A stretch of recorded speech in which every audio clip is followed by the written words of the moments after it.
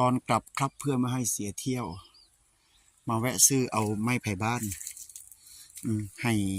ไทยบ้านพี่น้องข้าเจ้าตัดให้พวกเมืองนี้ในก่อมันขักแต่มีแต่ไม้แก่ๆมีไม้งามๆขักๆปื้ยสุดยอดเลยอ่าตัดความยาวประมาณ1 เมตร 20 เซนให้มันใส่เก่งหลดได้แล้วก็ใส่หลดได้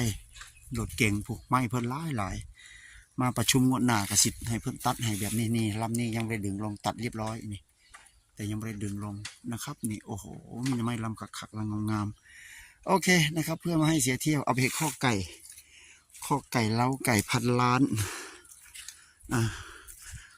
เล้าไก่ข้อไก่พันล้านนะครับนี่พวกเนาะบอกโอ้ได้การเราไปเอาเลื่อยมาให้แม่นบ่ครับเลื่อยแบบนี้ดอกค่ะกัดมันสีเข่ากว่าตัวนี้ดอกอันนี้เลื่อยมันกะได้เห็นอยู่ว่าทำไมอ๋อโอ้ลืมเบิกนะดีเลยทำไม2 หน่อแกงทำไมกับเป็ดนอเจ้าขอโทษเขาเห็ดเป็นมะขวัญรูปใบนี้